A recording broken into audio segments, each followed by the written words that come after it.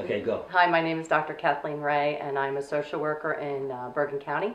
And I work at the VA at East Orange, working with returning veterans from Iraq and Afghanistan. And I also have a small private practice in Bergen County where I work with teenagers and young adults.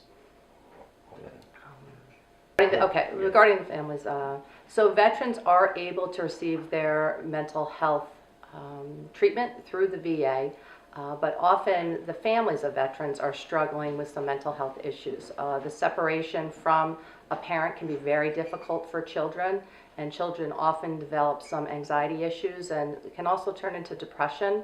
And the spouses and the children of veterans are not able to receive care at the VA. They need to receive care in the community. And this is an area where many providers are not necessarily well versed in some of the military customs and cultures, and that they are really dealing with the impact of our conflicts in Iraq and Afghanistan through these children and the parents. And this is an area of need for the spouses and the children, and an area where mental health providers in the community should be well versed in military, an understanding of the military. And where do they go for services? Family members only can really see services through providers in the community. Often TRICARE is the insurance that most military people have, and they do make an effort to have therapists and psychologists and psychiatrists who have some experience with the military. But often these kids are diagnosed or are discovered through the school system. And the school has to deal with children who are struggling maybe with, they're not sleeping well, so they come to school and they're overtired. They have some anxiety, they're not able to concentrate on their schoolwork. And most people in school systems are not well versed in what military children are going through and some of the needs that they may have. This is an area that would benefit from some instruction and education, and even have access to people who are more familiar with the military culture. What else do I know? Can you talk a little bit about? Okay. So let me just jump into some of the symptoms or some of the mental health issues that our servicemen and women may have when they come back from Iraq or Afghanistan, or actually in other parts of the world as well, is symptoms of anxiety, of depression. They can often have PTSD, and they can also have symptoms related to traumatic brain injury. Traumatic brain injury is what we say as the signature illness or problem of these particular conflicts. And often some of the symptoms that a person may have in reaction to traumatic brain injury is cognitive difficulties, inability to concentrate, confusion, executive functioning decisions are often impaired, and this leads to sleep problems, to poor decision making, and can often be viewed as mental health issues and problems that can be treated, but are not always treated. Veterans sometimes have problems going for help because they don't want to be viewed as someone who has a mental health issue. These are men and women who served our country bravely and efficiently and effectively, and to then come to the realization that they may be struggling with something is very difficult. The military has made a tremendous effort to destigmatize the concept of behavioral or mental health issues, but still there's probably a long way to go where veterans would feel comfortable receiving mental health services. One of their concerns is they don't want to be labeled. They don't necessarily want to be taking medication. And they're also concerned about how that might affect them in terms of moving up through the ranks in the military, or also moving to a civilian job. As often a lot of our veterans work as police officers, they work as firefighters, they work in all different sorts of jobs. But they're also they're concerned that this label of mental health diagnosis will somehow inhibit their ability to get meaningful work in the areas that they're interested in. That was good. That was fantastic. That was Yeah? All right, good. Okay, go. What we're concerned about now as mental health professionals working with veterans is the disproportionate number of veterans who are within our legal system right now. And one of the things that I'm concerned about is that some of the reasons our veterans are in the jail system can be directly linked to some of their experiences in combat and in conflict. Again, when our veterans come back, some of them are struggling with anxiety and depression. They're often self-medicating to help with the symptoms. That self-medication can often lead to DWIs or fighting or being put in a situation where they might be dangerous towards other people. Some of the skills that they had to survive in Iraq and Afghanistan, aggressive driving, no longer works well when they're back in civilian life, and sometimes that's a hard transition for our veterans to make.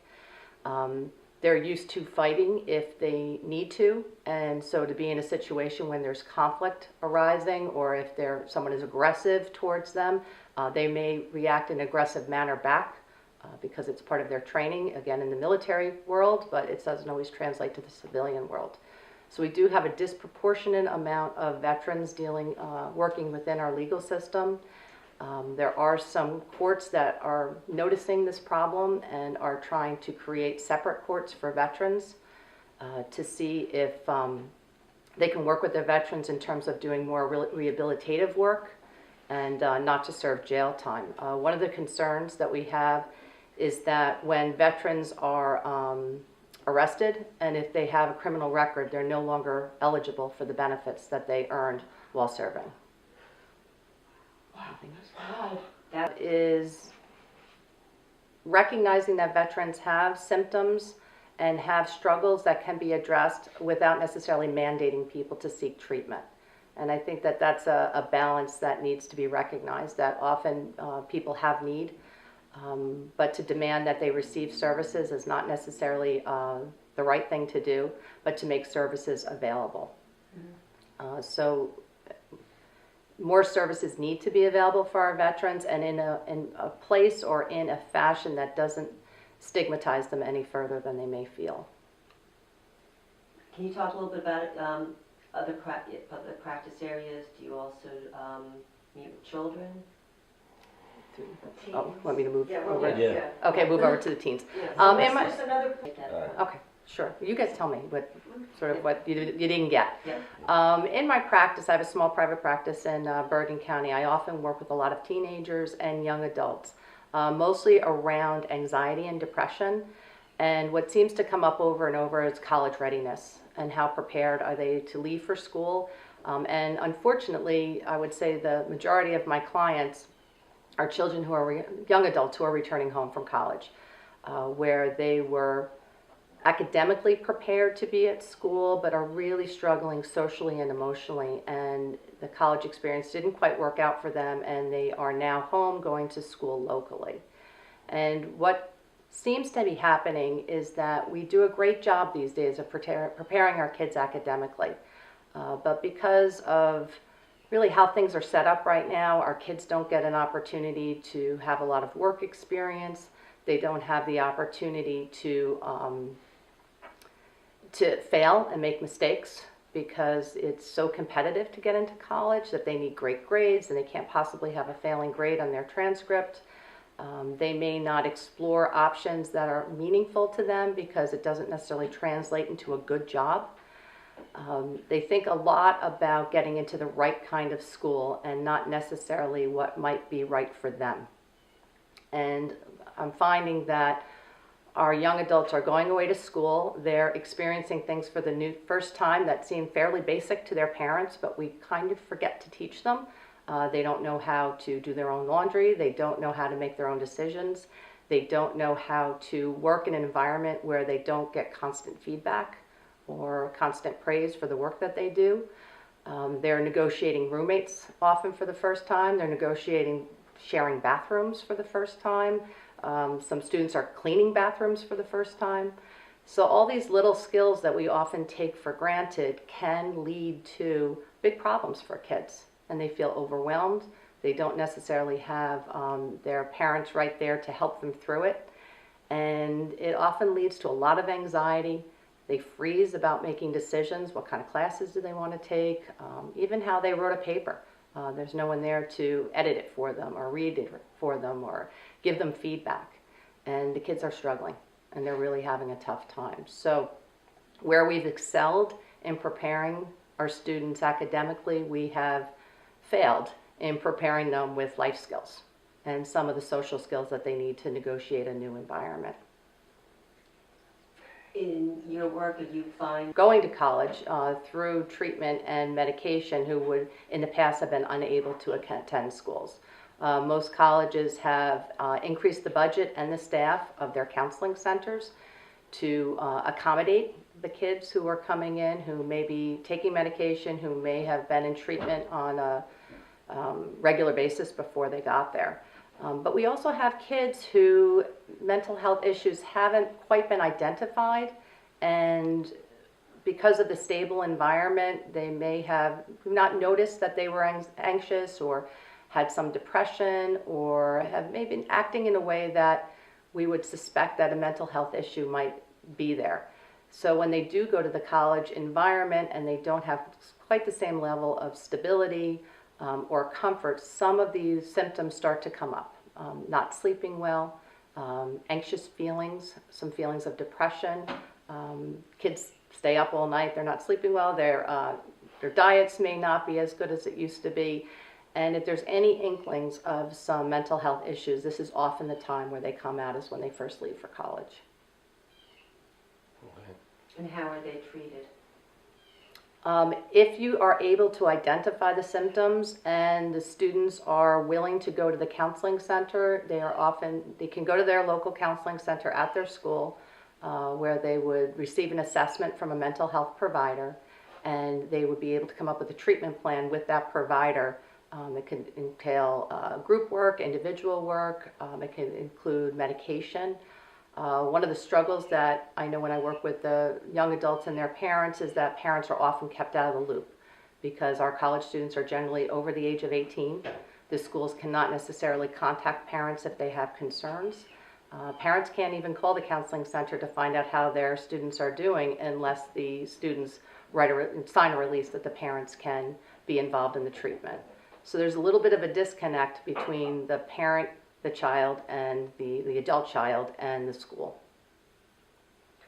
Have you found that College is a time where our young adults are experiencing things for the first time. So they can be put in situations that they have to make decisions that affect their lives, and they can be put in situations that might be reminiscence of previous situations. So if there was earlier trauma, whether it be anything from the loss of a parent, witnessing a fire, any sort of assault in any kind, they can be put in environments where some of this may be, let me start over. I went too far all the way. What do I want to say about that? I think can be helpful as parents, as educators, as just citizens in the community, is to really help our young adults become adults, to give them more responsibility, allow them to fail. We're in a culture where you have to get A's. A's count for everything. It's okay for a child to struggle. It's okay for them to struggle with their grades. It's okay for them to struggle with friendships. It's okay for them to be cut from a team. These are areas that, as parents, we get very concerned about. We want everybody to win a trophy at the end of a season for a game. It's not necessarily helpful. Kids need to learn to be able to deal with disappointment, know that they can recover, that they're resilient, and that they can move forward. It's okay to not make the debate team because that gives you the opportunity to become a photographer. Or it's okay to be cut from the basketball team because you may find out that you're actually a great swimmer and that's what you want to do. We leave open the possibility that our kids can do everything. And the truth is, none of us can do everything. We all have unique skills and interests, and to be given the opportunity to be able to pursue these is what makes us who we are, and it makes us resilient to the bumps in the roads that we're inevitably going to feel. I think that little responsibilities in terms of learning how to take care of yourself, making decisions, is very helpful because students have to do this as soon as they go to college. They have to figure out how to do the laundry and negotiate roommates. These are skills that can be developed or start to be developed early on. The last thing that I think is really helpful is that kids need to feel that what they're doing in college is meaningful to them, instead of what's going to just get them a good job or what they're supposed to be studying. And when you have a child that's in school and is, trying to please other people, that alone is going to raise anxiety, and that alone is going to raise feelings of feeling slightly isolated and maybe they a little bit withdrawn. And if you overlay that with any sort of mental health predisposition, it really can turn into a very difficult situation for students. So keeping lines of communication open, but let our kids struggle a little bit. So it's a balance of let them struggle, but also identify or keep an eye on when we think that real signs of anxiety and depression are coming through, so we can address those at the same time. Very Good. good. Thank